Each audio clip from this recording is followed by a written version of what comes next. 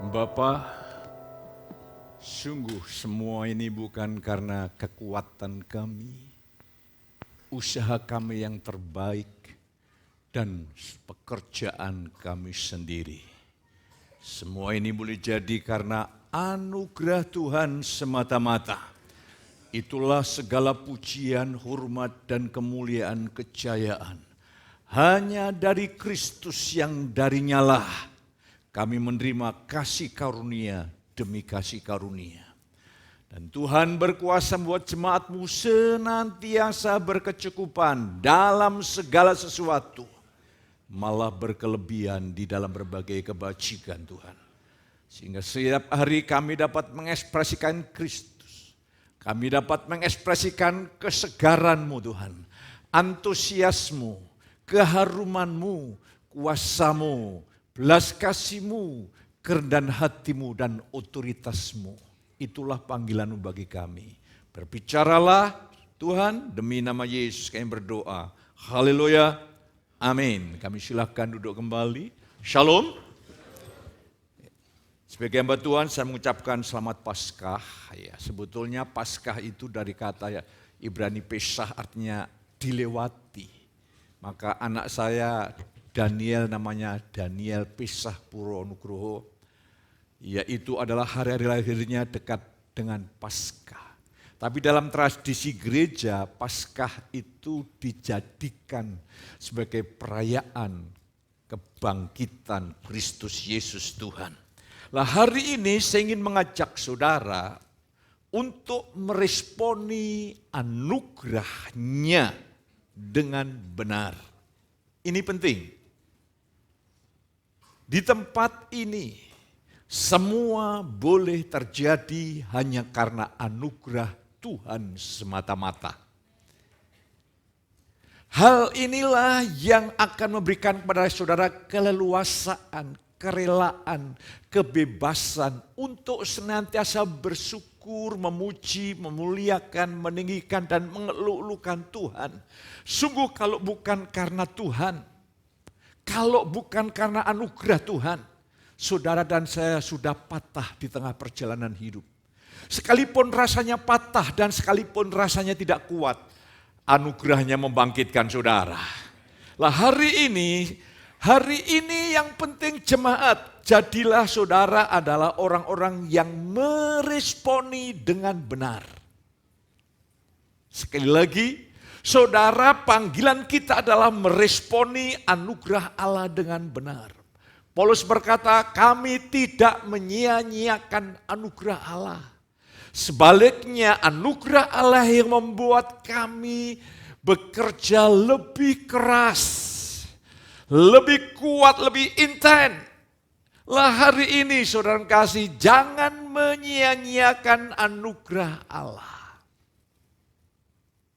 Sekali lagi, jangan menyia-nyiakan, tapi sekaligus jadilah orang yang sungguh-sungguh dapat meresponi yang terbaik.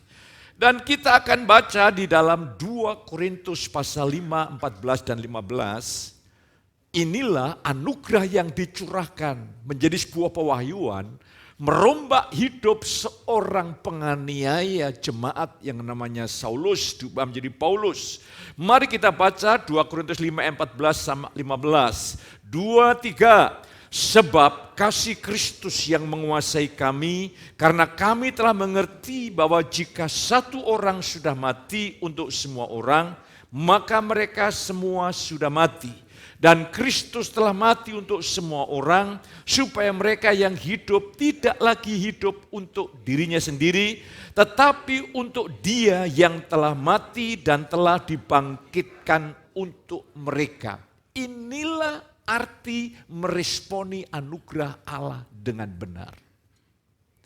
Akhir dari khotbah saya mau sampaikan, ketika saudara meresponi anugerah dengan benar, hidup saudara dibawa naik, sehingga engkau akan mencapai kepenuhan hidup sebagai gambar Kristus yang begitu mulia.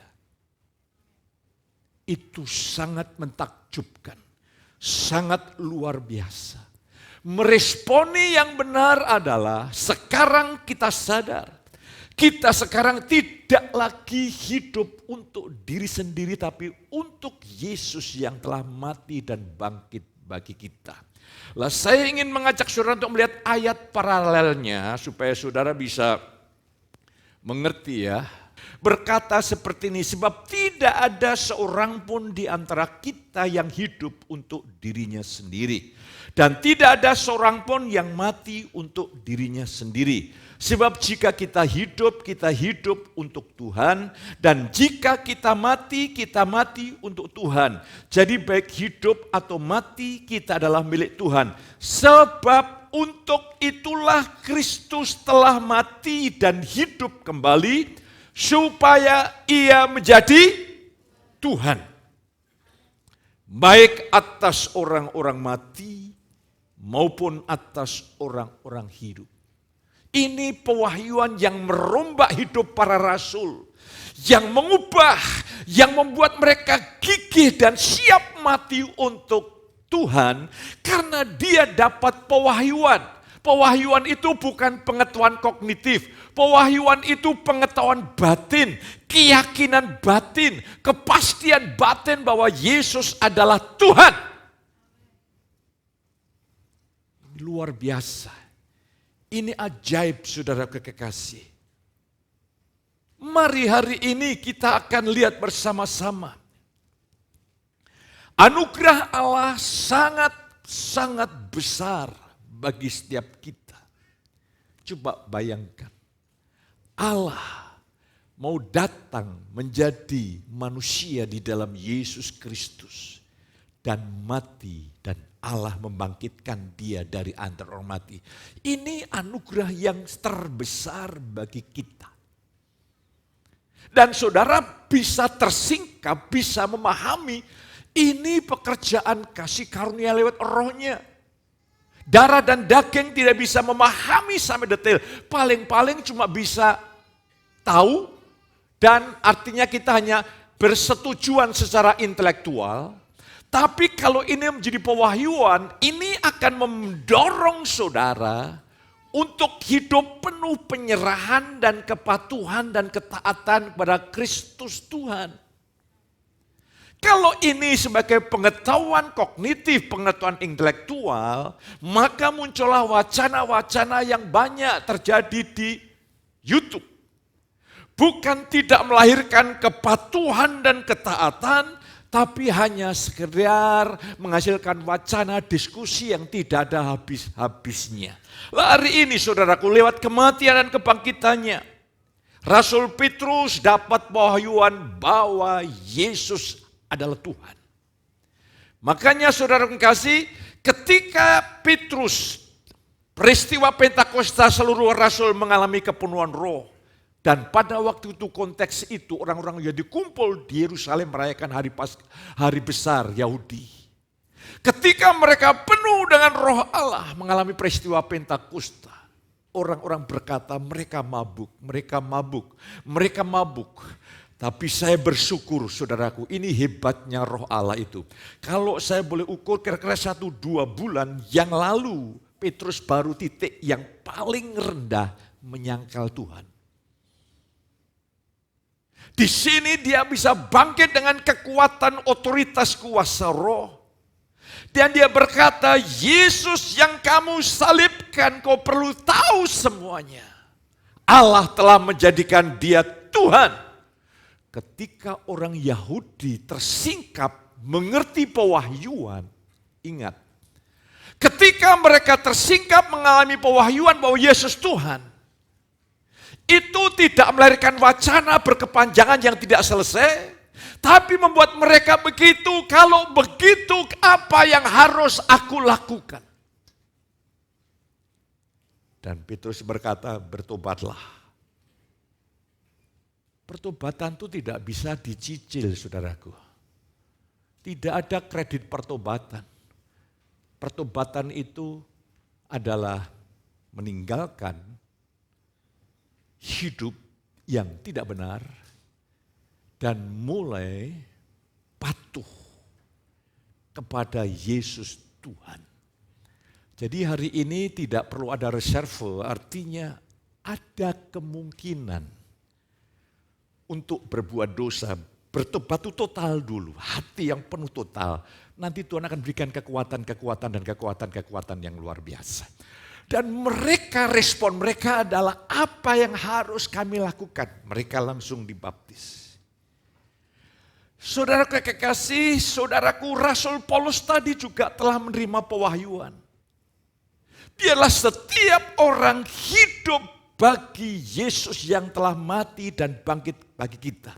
Yesus yang telah mati dan bangkit itulah menjadi Tuhan atas orang percaya.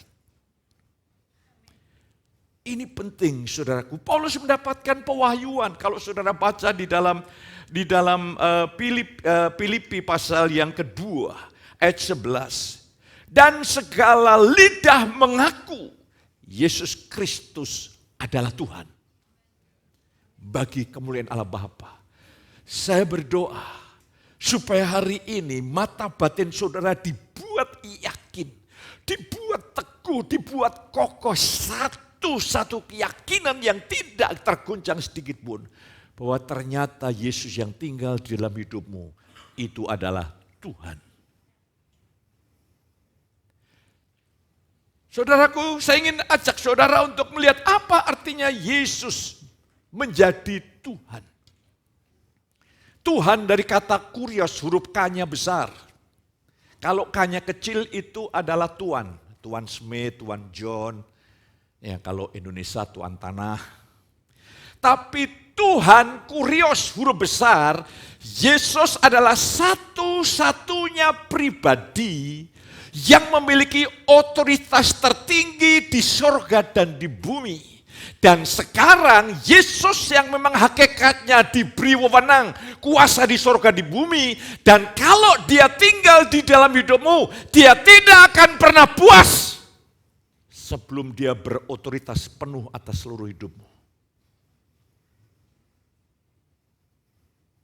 Hakikatnya Tuhan itu adalah dia punya kuasa di sorga di bumi. Dan kalau anugerah Allah dia hadir dalam hidup kita, harusnya pemerintahan Kristus berdaulat penuh atas hidup saudara. Ini penting. Ini penting untuk kita pahami dan kita responi anugerah Tuhan yang luar biasa.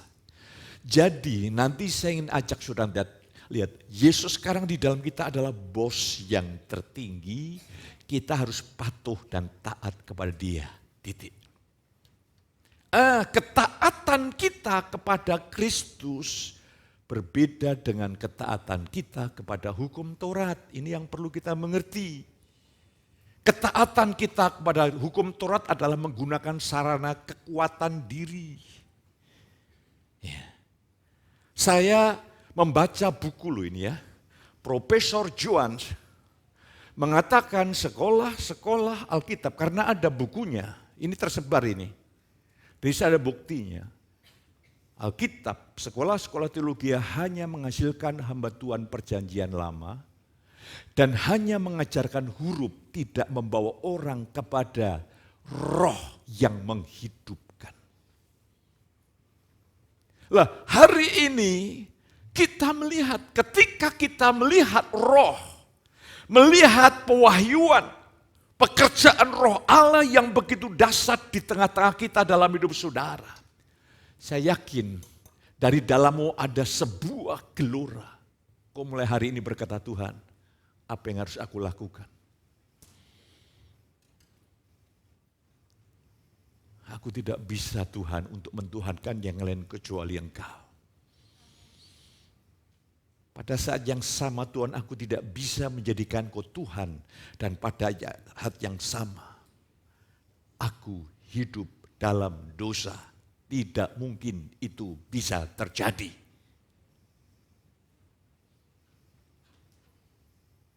Hari ini saya ingin mengajak saudara untuk melihat Yesus.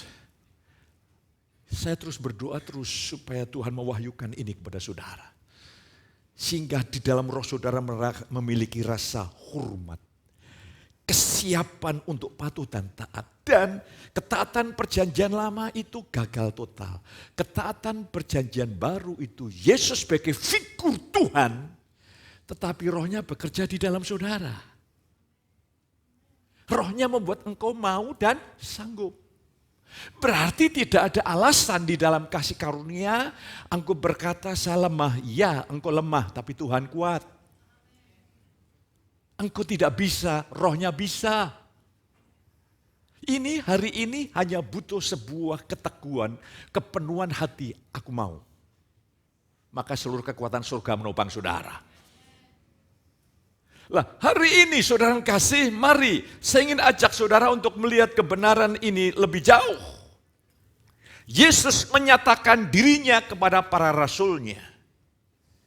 Jadi maka rasul-rasul itu istilahnya kalau bahasakan itu gila.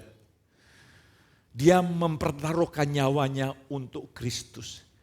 Coba bayangkan orang-orang Kristen yang lemah imannya. Ya, hanya perkara-perkara kecil mereka rela menolak Yesus. Mengapa para rasul itu kok begitu siap mati untuk Tuhan? Mengapa? Mari karena para rasul sebelum memulai pelayanan ada pewahyuan yang tegas. Tuhan mulai mendekati mereka setelah Yesus bangkit dari antara mati. Dan dia mulai menunjukkan kepercayaan Bapa yang dia berikan kepada Yesus. Segala otoritas di surga dan di bumi ada dalam tanganku. Karena itu, pergilah jadikanlah semua bangsa muridku. Murid adalah orang yang mengikut Yesus. Murid berbeda dengan sekedar menjadi jemaat.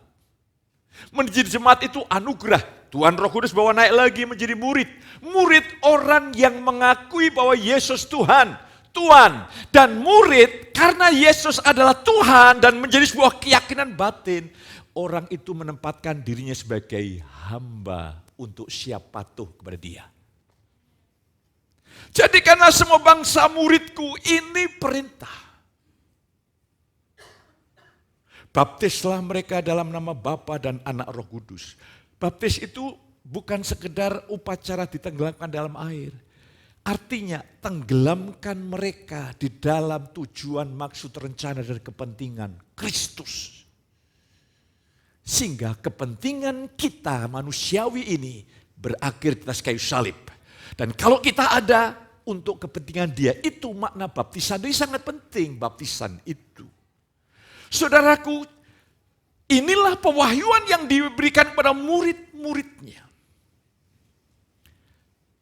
Mari, saya sebagai murid Tuhan ingin membawa, membimbing, mendorong saudara untuk tenggelam di dalam tujuan, maksud, dan kepentingan Kristus dan kerajaannya. Tidak ada yang lain. Ini pewahyuan sama-sama kita terima pagi hari ini. Saudara meresponi dengan totalitas hidup saudara. Terus banyak anak Tuhan yang memahami, mari saya ingin ajak saudara melihat ayat ini, ayat populer tapi seringkali penekannya anak-anak Tuhan tidak seimbang. Banyak anak Tuhan membaca Matius 11 ayat 28 sampai yang ke-29 seringkali tidak seimbang. Marilah kepadaku semua yang letih lesu dan berbeban berat, aku akan memberikan kelegaan kepadamu. Beban berat itu beban dosa karena tidak sanggup melakukan hukum Taurat, rasa bersalah, beban kehidupan, beban keluarga, ya, beban ekonomi. Aduh, berbagai macam beban hidup ini. Tuhan berkata, datanglah kepadaku. Ya. Ini bersyukur luar biasa Tuhan itu. Ya. Bukan kita ini agama yang coba-coba menarik perhatian Tuhan. Bukan, Tuhan yang tertarik dengan kita. Sampai dia memberikan undangan, nak. Kau punya beban. Berarti hari ini Tuhan tidak ingin kau punya beban. Amin. Beban yang kau tanggung hanyalah kuk yang dari Tuhan. Itu pun enak. Enaknya kayak apa? Pak Pau? Bukan. Kalau Bapak enak, kalau ini enak tenan. Seringkali, marilah kepadaku semua letih lesu dan beban berat. Aku akan berikan kelegaan. Pikulahku yang kupasang dan belajarlah padaku karena aku lemah lembut dan rendah hati. Dan jiwamu akan mendapat ketenangan. Kebanyakan anak-anak Tuhan suka ayat 28. Tapi kurang menghayati ayat yang ke-29. Saudara kekasih, saudara tentu suka ayat 28. Wah, undangan pokoknya. Makanya banyak di gereja konsepnya setiap minggu dipulihkan terus gitu loh. Ya, minggu ini dipulihkan, yes. Senin, Selasa, Rabu, Sabtu lagi, luka hati, sakit hati, kecewa. Minggu dipulihkan lagi. Pertanyaannya kapan kita mengubah dunia? Kapan kita mengubah dunia? Saudaraku kekasih, saya ingin tunjukkan pada saudara, mundur sebentar. Dia berkata, segala kuasa di surga dan di bumi ada dalam tanganku. Perintah memberitakan Injil, jangan berpikir pusatnya manusia. Injil yang benar pusatnya Kristus. Ya. Mari saya ingin ajak saudara untuk melihat. Injil yang benar pusatnya Kristus. Jadi banyak orang berpikir, beritakan Injil dong, kasihan mereka kalau tidak menerima Yesus mati masuk neraka. Percayalah dia masuk neraka karena dosa Adam. Tapi memberitakan Injil bukan karena mereka, memberitakan Injil itu karena ingat, aku ini loh yang punya kuasa di surga dan di bumi. Aku yang memegang pemerintahan Allah. Perluas kerajaan Allah supaya setiap orang menjadikan aku Tuhan. Itulah makna penginjilan. Kalau kita sedang memperbaiki nasib seseorang, itu bukan gereja Injil kerajaan Allah, itu Injil sosial. Injil kerajaan Allah ini semua perluasan dari kerajaan dan pemerintahan kerajaan Allah. Mazmur 110, dia Tuanku duduklah sebelah kananku, sampai kekuat musuh-musuhku di bawah kakimu. Apa artinya saudaraku? Sekarang ini musuh-musuh spirit roh jahat sudah dikalahkan total lewat kematian kebangkitan Kristus. Ada musuh yang terakhir ketika nanti Yesus datang kedua kali, keberadaan maut ditiadakan. Engkau hidup tanpa mengalami kematian selama-lamanya. Sekarang ini pemerintahan kerajaan rohani, pemerintahan surga di tangan Yesus. Kuasa itu sudah dikalahkan. Kuasa-kuasa yang sedang bekerja itu pertama menghalangi orang percaya. Yang kedua menghalang-halangi orang untuk percaya. Menghalang-halangi orang Kristen untuk total hidup bagi Tuhan. Itu sedang bekerja. Dan kuasa itu sudah dikalahkan. Sehingga kalau saya tidak hidup bagi dia, saya hidup bagi diri sendiri, saya sedang kalah. Saya sedang kehilangan otoritas di dalam praktek, bukan di dalam posisi, di dalam praktek hidup. Sebab tanpa sadar, saya sedang mengikuti gaya hidup kegelapan. Saudaraku, virus itu adalah, vaksin adalah virus yang sudah dilemahkan. Terus disuntikkan pada orang yang sehat, akhirnya membentuk antibodi. Ya. Sehingga ketika orang itu terpapar virus yang sama, orang itu punya sistem kekebalan. Lah sekarang ini ada virus Injil. Ada vaksin Injil, Injil kelima. Injil itu harusnya Matius, Markus, Lukas, Yahya. Injil kelima itu Injil yang pusatnya manusia, menyenangkan manusia. Senang kalau jemaat mendengar begini, Tuhan mati untuk kamu, yes. Tapi kita mati untuk dia, lupa. Kita hanya senang ini Injil hedonism. Injil yang dipengaruhi oleh filsafat-filsafat hedon. Ketika orang Kristen dibawa dalam Injil yang sesungguhnya, ada sistem antibodi, sistem kekebalan untuk menolak. Tapi saya percaya kuasa Tuhan lebih besar dari semuanya. Selama ini tanpa sadar Kristus semuanya untuk ku. No, itu sebagian. Lah hari ini saya ingin mengajak saudaraku.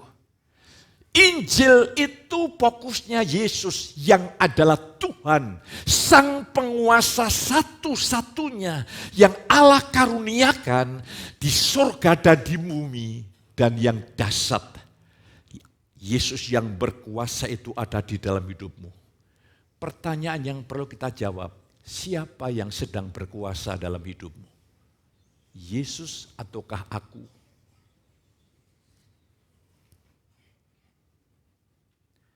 Saudaraku, mari saya ingin ajak saudara untuk melihat saudaraku.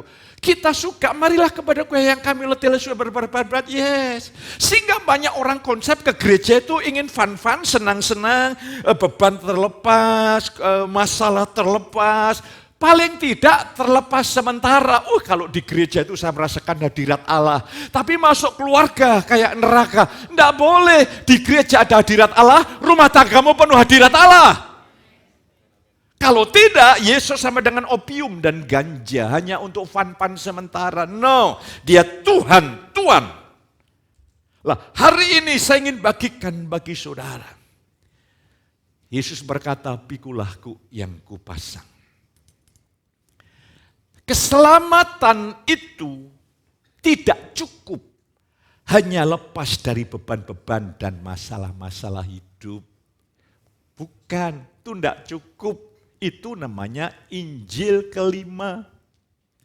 Memang benar saudara dan saya akan mengalami kelepas dari beban-beban hidup, dosa, masalah, beban keluarga, beban ekonomi, yes.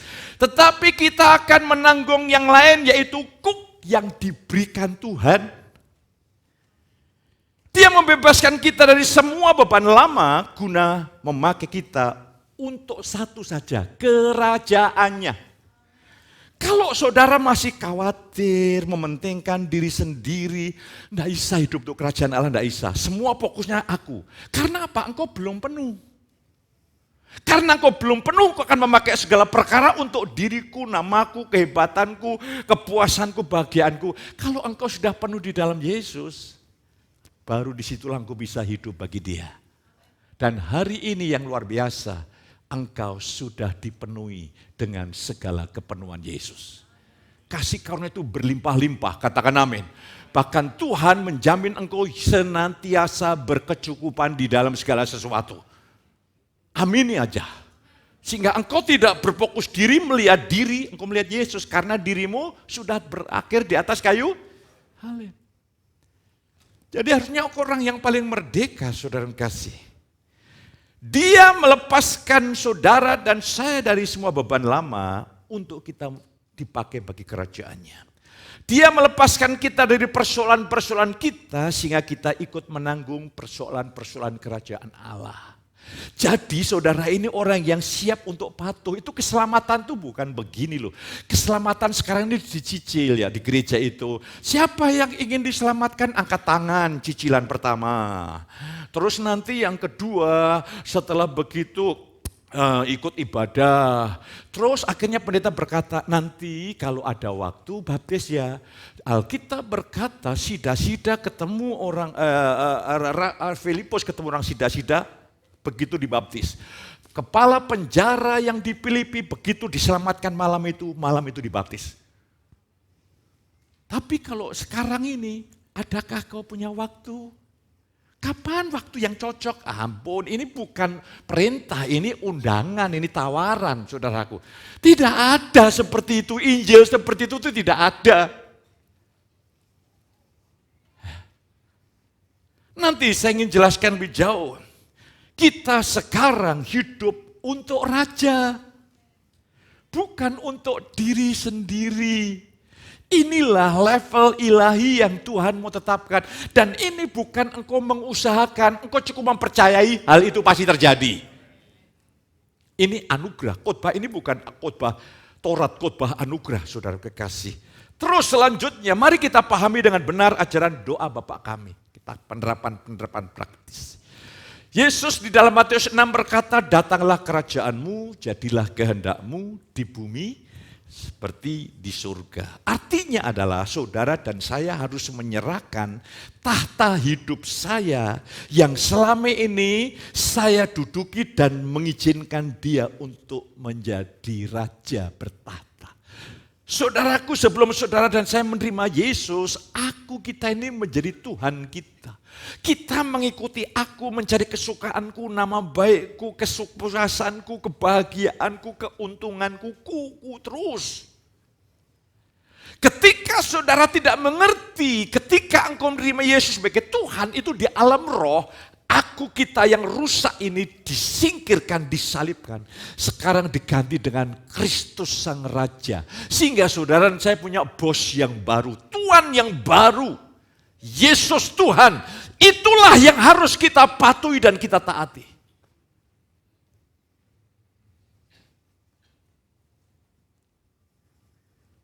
Dan derajat, kalau seandainya malaikat Tuhan itu bekerja sama saya. Terus malaikat itu diutus Tuhan, kat gitu kata Tuhan. Ya Tuhan, temui hambaku Petrus. Iya, izinkan survei, ini bukan survei tesis atau disertasi, survei kehidupan, oke. Terus malaikat berkata, apa yang saya lakukan Tuhan? Coba engkau amati sehari-hari hidup jemaatmu di rumah tangganya. Lah terus apa Tuhan hipotesanya? Wah itu nampaknya ini malaikatnya ini S2, jadi tahu hipotesa. Ya deh, dugaan sementara itu kelihatannya jemaat itu baik-baik kalau di gereja. Tuhan berkata, buktikan itu, buktikan dalam penelitian itu. Ketika malaikat melihat hidupmu di dalam rumah tanggamu, malaikat bingung, ini makhluk surga atau bukan ini? Kok seluruh aktivitasnya penuh dengan keakuan? Saudara menjawab, iya betul, tapi itu jemaat lain, bukan jemaat GBI Kudus. Amin. Jawaban saya, semoga. Dan mulai hari ini ada perubahan yang luar biasa. Kalau tuh malaikat melihat hidupmu, apakah engkau seperti Paulus, bukan aku lagi yang hidup, melainkan Kristus, atau bukan Kristus melainkan aku. Derajat ini dilihat. Iblis pun juga melihat.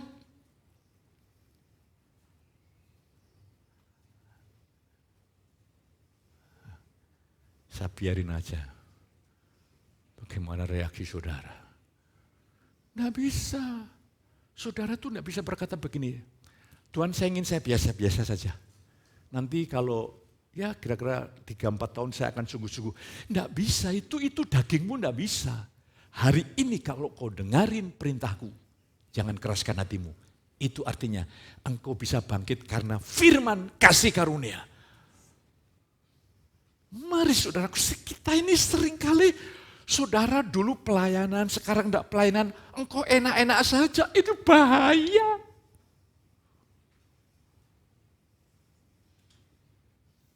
Tanpa sadar terjadi pergeseran. Sehingga kita mengubah Alkitab. Bukan Yesus yang hidup, melainkan aku. Nanti saya lihat bahayanya. Karena bagi saya, sekarang ini, ya, tadi malam saya diajak makan oleh Mas Tio sama Mbak Yun. Aku kenyang sebelum makan. Aku lihat kok banyaknya seperti ini. Biasanya kalau saya makan tuh saya terkondisi, saya bersyukur. Ini karena hebatnya istri saya. Biasanya makan 1 lauk atau 2. Ini banyak lauk. Saya bingung, saudara. Dari mana dulu awalnya? Terus nanti referennya di mana? Saya bingung. Cuma saya lihat istri saya, dia lihat saya. Tidak makan kalau begini, kalau cuma lihat-lihatan begini. Saya bilang pulang itu, saya lebih tertarik diajak mendoakan orang dan orang pulang. Orang sembuh, saya pulang dari itu, saya bergairah. Begitu saya pulang dari makan, ngantuknya luar biasa, saudara kekasih. Makanya kalau saudara ngajak pesta makan-makan, jangan ajak saya deh. Mesti saya makannya tidak seperti yang diharapkan. Jadi makan, mau cari yang remaja-remaja, ora-ono, konsep itu udah tidak ada itu. Inginnya hanya untuk dia, dan dia, dan dia. Itulah sebabnya puji Tuhan pagi hari ini kita hidup untuk. Saudara nangkap enggak ini? Kalau ditanya kok enggak mantap begitu. Mulai hari ini saudara hidup untuk siapa? Hanya dua. Tuhan. Tuhan. Tuhan. Tuhan. Jelas. Tuhan. Tuhan. Tuhan. Saya ingin hari ini jelas. Sehingga ketika malaikat lihat rumah tanggamu, Yesus yang berkuasa. Buahnya damai sejahtera. Nanti saya ingin tunjukkan, saudara kekasih. Dan saya harus menyerahkan tata hidup kita ini sekarang sudah dimiliki Tuhan Sang Penguasa. Luar biasa saudara kekasih. Mengapa Yesus ini dalam konteks Lukas 18 ayat 23, firman-Nya ketika mendengar jawaban Yesus itu, dia menjadi sangat sedih karena dia sangat kaya dan tidak ingin melepaskan hartanya. Jadi kisahnya ini orang kaya ini orang Farisi yang betul-betul saleh. Ya. Saleh dalam pengertian hubungan antara manusia, sesama manusia. Dia berkata, Tuhan, Guru, aku ingin hidup yang kekal. Bukankah tertulis kamu jangan ini, jangan ini, jangan ini. Dia berkata, jujur, saya sudah melakukannya. Hubungannya dengan sesama baik. Iya. Kalau orang masyarakat berkata punya nilai plus. Tapi hubungan dengan Tuhan kacau. Tuhan mau hukum Taurat itu kan isinya begini. Kasihlah Tuhan Allahmu supaya tidak ada Allah lain. Tuntutan mutlak untuk dia satu-satunya. Baru hubungan dengan sesama baik. Yesus melihat orang muda ini. Oke, baik. Satu yang kurang. Jualah segala milikmu. Berikan kepada orang miskin. Hati anak muda ini sedih. Dia tidak meresponi panggilan Tuhan karena hartanya sangat banyak. Pertanyaannya, kalau pelayan pendeta sekarang berbeda. Begitu yang datang ini orang kaya, aset gereja. Kalau begitu tuntutannya dikurangi, enggak apa-apa, enggak usah. Jangan pergi dengan sedih, ikut-ikut ibadah saja. Setelah ikut ibadah, kalau ada waktu, ikut pendalaman Alkitab sama pendeta muda Daniel. Kalau ada waktu loh ya, kalau ada luang waktu. Kalau enggak ada, enggak apa-apa. Tuhan itu baik. Kalau Tuhan mengurangi tuntutannya itu, maka Tuhan gagal menyelamatkan orang itu dari egonya, dari akunya. Kan banyak orang Kristen yang tidak mengalami penyelamatan akunya, jadi anak manja. Ketika diperintah Tuhan, banyak alasan aja. Kurang ini Pak, kurang itu Pak. Ayo pelayanan, oh enggak Pak, saya kan punya prioritas keluarga. Pakai drama lagi. Jadi saya harus memfokuskan kepada keluarga. Iya, fokusmu itu pertama Yesus. Yang membenahi nanti keluarga saudara dibenahi oleh Tuhan. Banyak anak-anak Tuhan manja. Ini berarti dia hanya mengenal Yesus di batas pengetahuannya, tapi praktek hidupnya akunya jadi Tuhan. Ini kan bahaya. Makanya Tuhan tidak mengurangi tuntutannya. Tuhan penuh belas kasih mengizinkan anak muda itu pergi kehilangan keselamatan. Karena Tuhan bukan hanya membuat engkau mati masuk surga. Tuhan ingin engkau mengalami kematian aku kita ini disalibkan dan menjadi pengalaman hidup. Sehingga bukan aku lagi yang hidup melainkan Kristus. Mengapa? Begitu tekanannya tidak dikurangi. Nah ini saya tunjukkan, itu anugerah bukan siksaan. Itu anugerah saudaraku. Banyak anak-anak Tuhan curiga. Pikulahku yang Tuhan berkata, sangkalah diri. Oh nah, Tuhan itu tidak memberi undangan, tawaran sehingga kita bisa berpikir. Tuhan itu hanya memberikan perintah, dia pengusaha, otoritas. Gue berkata, tapi kan Tuhan itu penuh kasih. Kasih Tuhan sama kasih manusia itu beda. Kalau orang itu mengasihi saya, mungkin punya otoritas. Dia memerintah saya bisa berargumentasi. Kalau dengan Tuhan hanya dua, taat atau memberontak. Lah, hari ini saudaraku, saya ingin ajak saudara untuk melihat. Keselamatan itu bukan sekedar percaya Yesus di bibir. Keselamatan itu artinya penyerahan diri kepada ketuhanan Yesus dan siap patuh. Itu makna keselamatan. Kita ini karena sudah terlanjur banyak mengalami vaksin Injil kelima sehingga banyak antibody. Begitu tuntutan Tuhan disampaikan, ada lagi jemaat yang begini, Pak Pendeta jangan urusan rumah tangga saya. Bukan berarti saya harus tanya, hari ini masa apa, kamu tidur jam berapa, itu bukan itu. Tapi artinya peduli untuk membimbing keluarga menjadikan Yesus Tuhan. Lah mari saya ingin ajak saudara. Keselamatan adalah tindakan penyerahan dan kepatuhan kepada Yesus sebagai Tuhan dan Raja. Jadi hari ini yang menjadi Tuhan hidup kita adalah Yesus. Jadi aku telah diselipkan dengan Yesus, namun bukan aku yang hidup melainkan Kristus. Aku ini apa? Aku ini bukan dosa-dosa kita saja. Aku ini termasuk kekuatanku, pekerjaanku, usahaku, pemikiranku, pendapatku. Ini kita letakkan pada salib dan pekerjaanmu yang terbesar, hidup yang kuhidupi dalam daging adalah hidup oleh iman.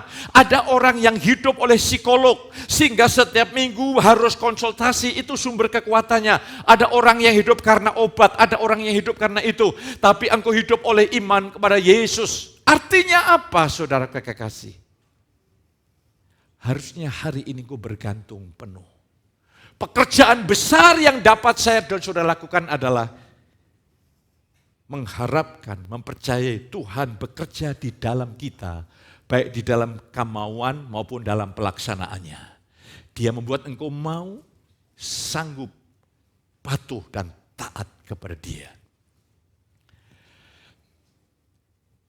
Saudara kekasih, luar biasa lah. Sekarang kita lihat Matius 6 ayat yang ke-33. Tetapi carilah dahulu kerajaan Allah dan kebenarannya, maka semuanya itu akan ditambahkan kepadamu. Ini janji tegas loh. Semua itu konteksnya kebutuhan dasar saudara dipenuhi. Ini yang janji Tuhan. Tapi di sini cari dahulu. Hiduplah bagi kepentingan Kristus dan kerajaannya. Engkau tidak usah minta-minta, semua kebutuhan dasar kita akan menyertai. Saya jamin itu pasti terjadi.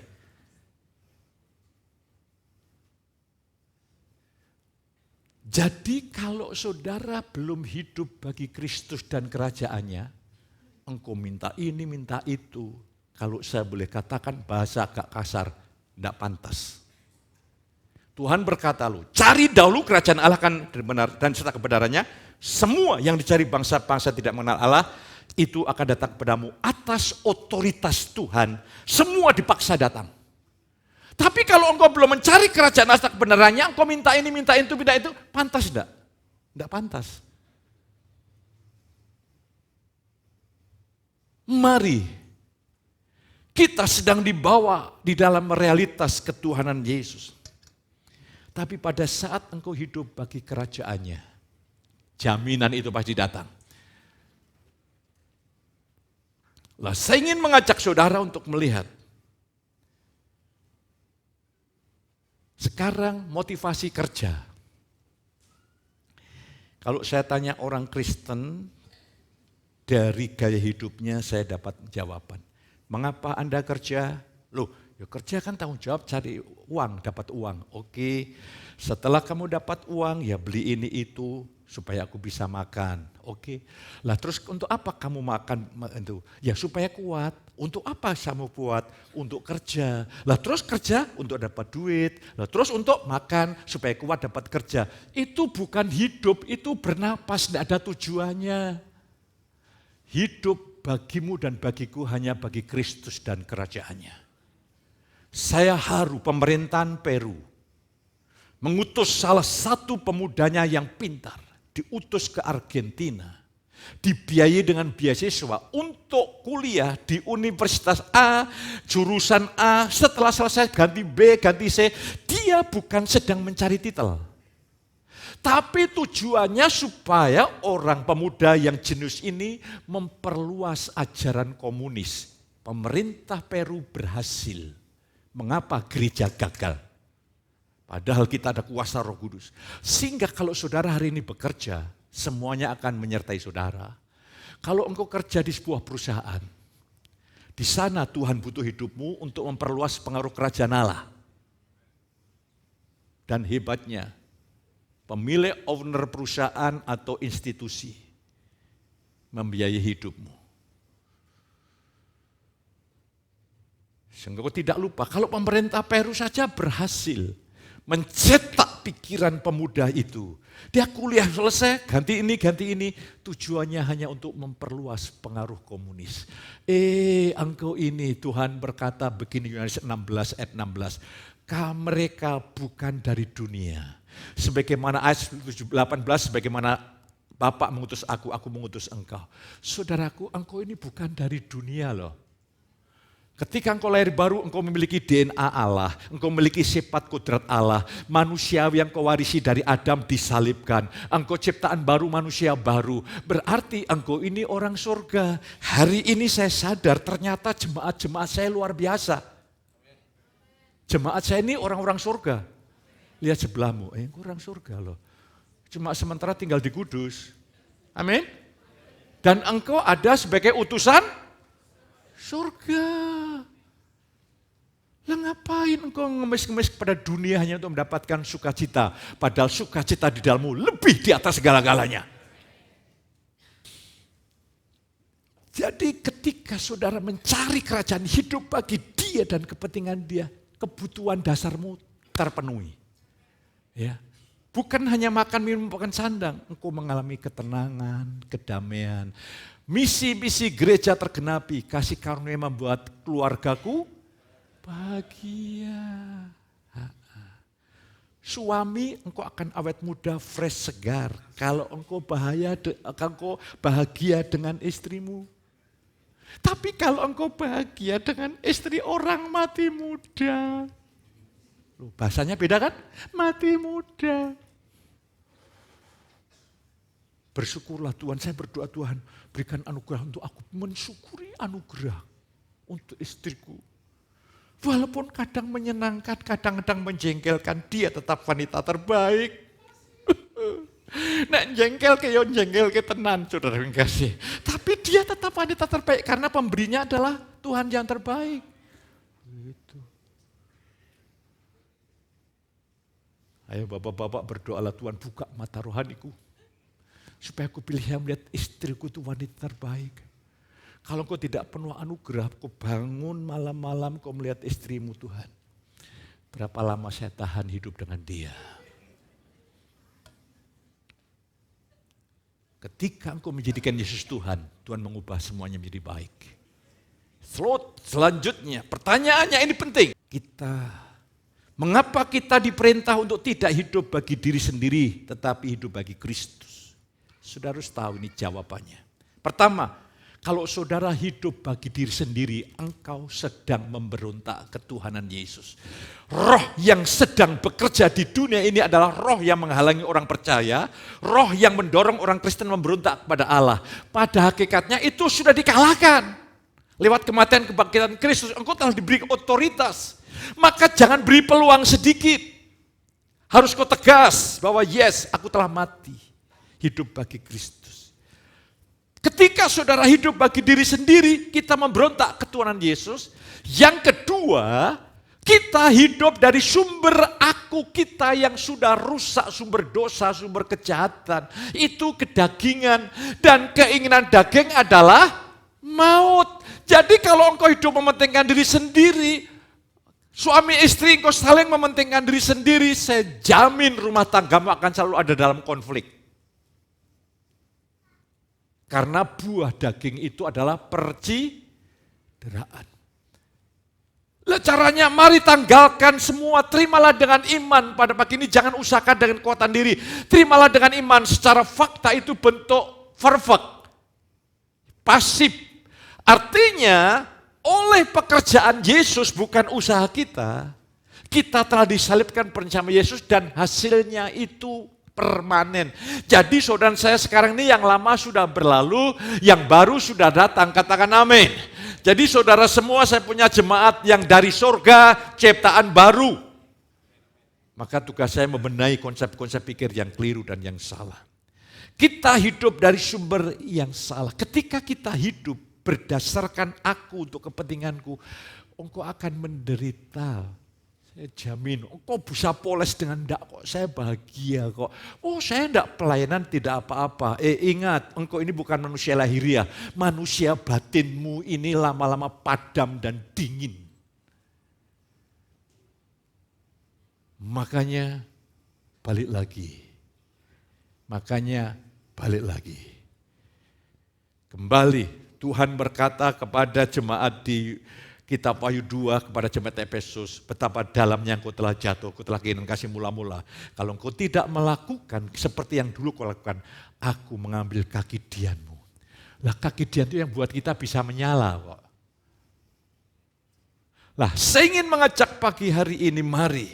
Soalnya saya hidup dari sumber, dari kejahatan. Tapi ketika saudara hidup bagi Dia dan kerajaannya, saudara dan saya akan mengalami kepenuhan hidup. Hubunganmu, aku dan saudara, hubungan di antara jemaat stabil. Amin? Karena berdasarkan kasih ilahi. Hanya satu saya punya hubungan yang sangat tidak stabil. Satu orang saya ingin tunjukkan. Sangat tidak stabil. Yaitu dengan cucu saya Sio. Satu saat dia peluk saya, dia senang begitu. Satu saat dia acuh, tidak mau saya dekatin. Tapi karena saya tidak terganggu, saya tidak marah, saya tidak tersinggung. Suatu saat saya tidur di rumahnya di Salatiga, saya diusir keluar. Jangan, ini tempat tidur, Sio. Aku juga bilang, dia. Aku keluar, saudara kekasih. Tapi hubunganku tetap stabil. Dia cucuku yang terbaik. Saya ingin memberikan yang terbaik. Yuk, hubungan kita juga stabil seperti itu, yuk.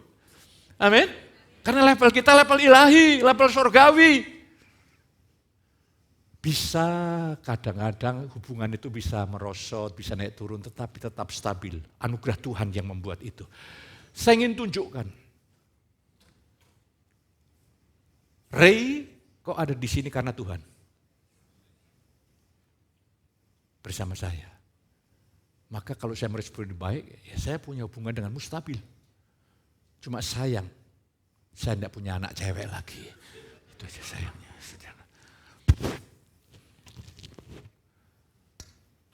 Apakah kau tidak melihat di antara bidadari-bidadari di sini? Ada satu pepatah, kalau yang dekat ada, mengapa kau cari yang jauh? Aku melihat itu, waduh, pemudi-pemudi ini, aduh, haleluya. Untuk khusus muda-mudi, usia saya sudah expired. Tapi saya tetap mudi-mudi, wah luar biasa. Ya. Renungkan ini bahan dari saya, jadi bahan perenungan hidupmu.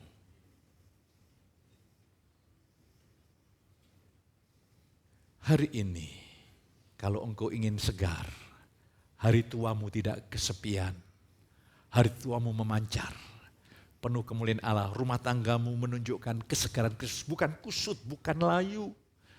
Saya kadang-kadang sedih, ijek muda-mudi itu waduh, semprot sana, semprot sini.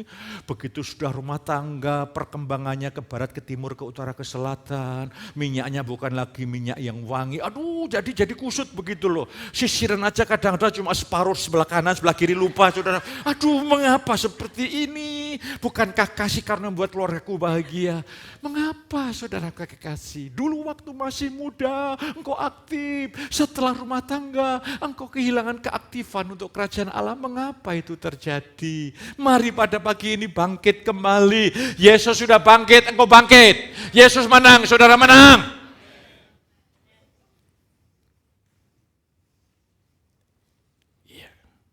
Selanjutnya, tahu kalau sudah selesai. Pinter kau. Haleluya. Mari kita serahkan hidup kita hari ini. Roh Kudus Tuhan itu dia bekerja tidak separuh, tidak 3/4, 100%. Dia hanya membutuhkan keputusan saudara karena Tuhan tidak bisa memaksa. Ketika hari ini Tuhan, aku minta ampun, aku merendahkan hati, aku salah, aku keliru. Ternyata selama ini aku yang menjadi tuanku, sekarang aku mau tanggalkan itu, bawa salibmu. Dan sekarang Yesus menjadi Tuhanku, Rajaku yang berdaulat penuh. Pemain musik untuk dapat menyiapkan diri. Haleluya Tuhan Yesus. Berkat Allah telah dicurahkan begitu limpah atas hidup saudara. Sudah tiba saatnya saudara menjadi berkat yang besar bagi banyak orang. Angkat tangan saudara. Yesus bersabda, mereka bukan dari dunia. Sama seperti Bapa telah mengutus aku, demikian juga aku mengutus kalian. Engkau akan menjadi utusan yang berhasil, diberkati dan memberkati banyak orang. Terimalah, pulanglah dengan penuh sukacita di dalam berkat Allah Bapa. Kasih sayang Tuhan Yesus lewat persekutuan yang kudus, boleh melimpah saudara ini pagi sampai selama-lamanya. Yang diberkati katakan sama saya. Yeah.